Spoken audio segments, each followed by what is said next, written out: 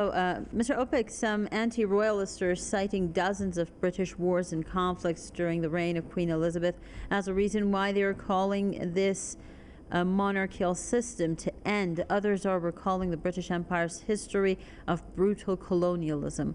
What are your thoughts on that? Scandal and monarchy are nothing new. Down the ages, not just in the UK but elsewhere, there is a colourful history of unusual, sometimes illegal, and often scandalous behaviour by monarchs. But here's the thing, as you've just heard from Mr. Carter, the firm, as it's known, the royal family in the United Kingdom went through a very, very dark age, even described as an annus horribilis by the Queen herself. But as Mr. Carter rightly says, the Queen seemed to be able to float above that. She had as close to a spotless image as it would be possible for any monarch to have across 70 years in office. The big question, which has just been raised, is whether Prince Charles, or now King Charles III, can maintain her reputation. I know King Charles well, and my personal view is he probably can. Having said that, you've heard that in this media-obsessed age, a lot of things have come out from those parts of the royal family that aren't going to be directly referenced by King Charles, but are nevertheless associated with him. Most obviously Harry and Meghan, who seem to have decided to abdicate their royal responsibilities and have moved to America. Then you've just heard about the Prince Andrew scandal. Those are problems. But it does seem to me that the majority of people in the United Kingdom are very much behind the royal family. I was in London yesterday, and there's clearly a very public outpouring of grief about the Queen herself. So there are two tests for King Charles III. The first one is whether he can maintain the image which the Queen had. Whether there are skeletons in his closet, I doubt, but whether he can maintain that image and for how long. And the second question will be the relationship with the building behind me here, the Houses of Parliament. Now, Prince Charles was very vocal. He's very political, especially about the environment. He's not allowed to do that in public as King Charles III. Is he able to separate his clearly known views about some very big issues from his responsibility to look neutral, at least in public, in the years ahead? The Queen did that very, very well. He now has to learn to do the same thing. Yesterday, in a very powerful address, I thought he promised to do that. But there could be friction between politicians and King Charles III if he chooses to continue in politics. But I think he'll probably hold that together and share his strongly held views in private with this Prime Minister and future Prime Ministers. So, Lambert, many are finding fault with the personality of Charles himself. They say that he's not a popular figure. Some users are mocking him online for being unemployed most of his life or picking anonymous official name for himself. So do you see the public image of, how do you see his public image, this new king of Britain? Well, to be honest, I think he's less popular than his mother, the Queen. But of course, the Queen was not popular upon the death of Princess Diana, and Mr. Carter made the point that there were suspicions and accusations of conspiracy, which of course did implicate the Queen herself. So the answer to your question is this: can King Charles III raise his popularity to match that of his mother when she died? I honestly think he probably can. He was in big trouble when he announced that he was in a relationship with Camilla, even though it was pretty much an open secret, to be honest. He weathered that storm and has been married for 17 years. But the question you ask is exactly the right one, and it's the one that King Charles III has to answer in his actions. And he has done quite a lot of good. He introduced the Prince's Trust, which has helped thousands of young people. He has a long record of public service in terms of charities. But all eyes are on him now, and he's got a very, very large footprint to fill, and that's the footprint of his mother. So some social media also, with the potential to ignite the flames that could make Charles III the last king of Britain, they are actually suggesting that. Do you see the future of the British monarchy How do you evaluate that future, basically? It's all in deeds, by which I mean it all depends on how King Charles III carries himself. Now, he has one issue and two opportunities. The issue is that there are people who simply don't think he's as good as his mother. And that's why I say his actions have to prove otherwise. And that's a very big pressure on him. And I think he knows that. He's got two advantages. One is that, again, he hasn't been directly implicated in some of the biggest scandals affecting the royal family across the last 30 years. In fact, the last really big problem he had was when his marriage broke down with Princess Diana. He's paid the price publicly for that, and he seems to have moved on. And I think that Camilla, the Queen Consort, I think she's now called, has actually helped him with that. The other advantage is this.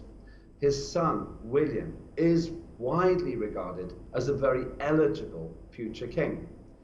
As long as Prince William, now the new Prince of Wales, manages to keep a good reputation and doesn't fall the way of his brother, Harry, who has clearly damaged his reputation very significantly in the royal family, then people will maybe say, King Charles III, okay, King William, definitely.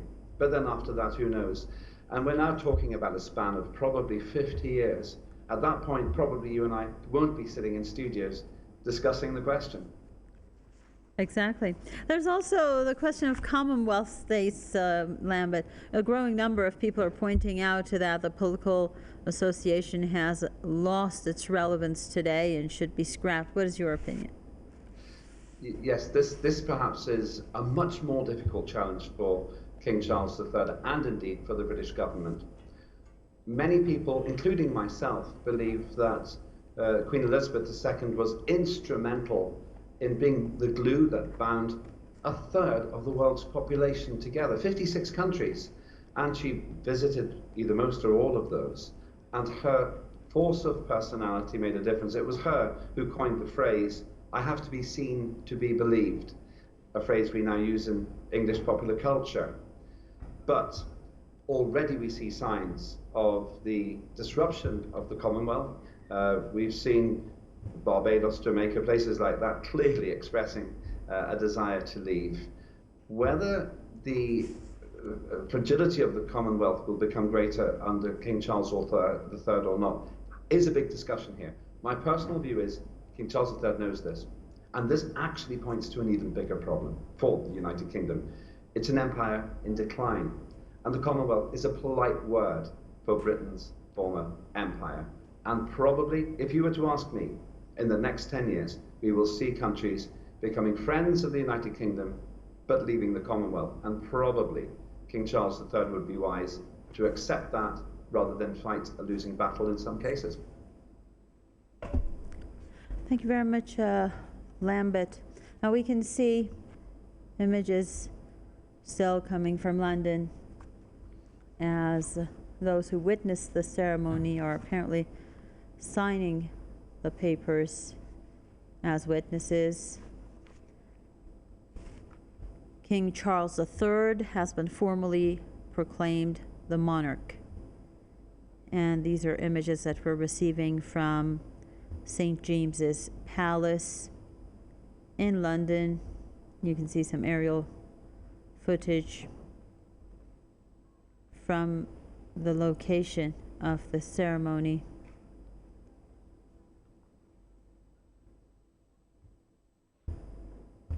There will be a special pageantry very soon, a traditional ceremony that is expected to take place at the end of this signing of documents.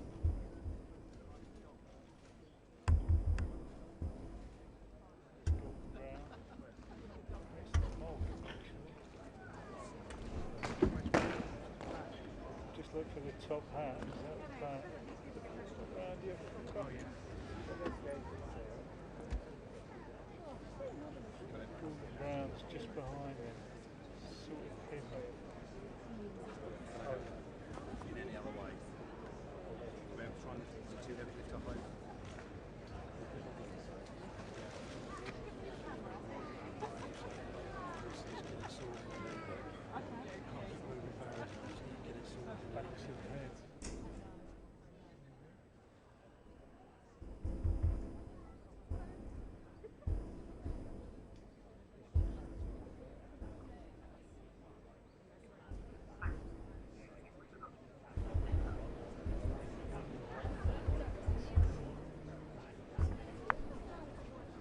So Lambert, while we are watching these images coming from London, let's also discuss Britain's foreign relations now, and if you expect any changes in Britain's foreign policy with Charles III now the King of England. Yes, I do. And I would expect, if I know King Charles III, as I think I do, I would expect him to privately counsel Britain's warmongering prime ministers to take a more peaceful approach. It's hardly surprising when I say that I think there is an insane aggression between the United Kingdom and certain countries, and a hostility, for example, between the UK and Iran. He hasn't told me this, but I personally think Prince Charles would tend to agree with that. And I hope that he speaks with Prime Minister, this one and the next ones, in private, saying, for goodness sake, stop pretending that the United Kingdom can operate on the basis that might is right. Those days are gone now. And the United Kingdom needs all the friends it can get. So privately, I hope he'll give that advice to prime ministers. Internationally, can he achieve what the 25-year-old Queen Elizabeth II achieved? She was a glamorous icon, the world's most famous woman when she took office. That's more difficult to know. Perhaps he doesn't have the same glamour that she did in the 50s and 60s, but he does have the benefit of experience. He comes late to this. He's the oldest monarch to take office, I believe, in the United Kingdom at 73. And those wise years may be helpful. If he was to ask me my advice, I would say carry your credentials internationally with good grace, offer your hand of friendship and peace rather than any support for war as a solution, and privately sit the prime ministers down and say, now listen here, the empire's gone. What we need now is friends, not victories. So how powerful do you see him in expressing that kind of thought? Not very powerful at the beginning. I think that just like the new prime minister, who's only been in office for less than a week, he will tread cautiously to begin with. Once again, there's an ironic advantage here. Because he is coming in at the same time as a new prime minister, they're both learning the job together. King Charles III's mother very wisely gave him increasing responsibility over the last 10 years or so, obviously training him for the job, and that will help. But I think it'll take him a year or two to get up to speed. Once again, I don't have inside knowledge. I don't hide in the room in Buckingham Palace when the King meets with the Prime Minister. But he's got the capability to do what I've described. I hope he also has the strength of conviction to do that too. I don't actually agree with him on some issues. I have a different view to him, for example, about the environment. But when it comes to international matters, I do think he's a wise head on wise shoulders and takes after his mother in that respect. How will we know if I'm right or wrong? It will be necessary to observe the performance of this Prime Minister and her cabinet and then deduce from that if she has been wisely guided by the King. But we may never know, or we may know many years after Prime Minister Truss and King Charles have left office. So Lambert, this brings the question, how powerful exactly is the monarch? How much can he influence the government, and to what extent do they have to obey him? What he wants may be different to what he has. I think King Charles III would like to be a powerful political influence in the country, and therefore once he feels confident in his job, then he will probably try to flex his muscles a bit with the Prime Minister. The problem he's got is he cannot any longer look like he is taking strongly held political views. On the few occasions when it was stated or claimed that the Queen had made a statement, for example, about Brexit or about Scottish independence, all of the media talked about it for a long time. And Prince Charles may be tempted to go down that path as well. So I think he would like to be politically influential, and perhaps he even feels a duty to do so, but he can only do it behind closed doors. And I know that he does do that behind closed doors. But whether wise prime ministers listen to his wise counsel or not is going to be a test. And actually, I have to say, I would trust, based on the antics and performance in our British political system in recent times, I think I'd rather have Prime Minister Charles than some of the prime ministers we've had recently. And maybe he'd prefer that job too, but that's not open to him. He hasn't even got the vote. Since you just mentioned there are some domestic issues that definitely cause a lot of commotion in the UK, namely Brexit and also Scotland seeking independence and referendums regarding that being held. How do you think King Charles will be dealing with that? King Charles III will certainly be very opposed to the breaking away of Scotland.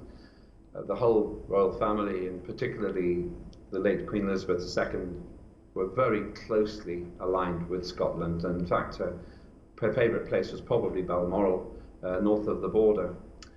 And as such, I would think he would use what we might call soft power to urge Scotland not to leave. He can't say, don't vote for independence, but he can spend a lot of time there. He can invest a lot through his charitable work and through that persuasion that a royal can have by being very present. So I think that's probably what he'll do in public, being aware of the fact that the Queen got into quite hot water when it sounded like she didn't really want Scotland to leave from the United Kingdom. When it comes to Brexit, that's more difficult. Boris's biggest failure, in my opinion, far bigger than any personal scandals, was his inability to have a sensible trade deal with the European Union. This is causing catastrophic problems for British manufacturing, much of which is being exported into the European Union.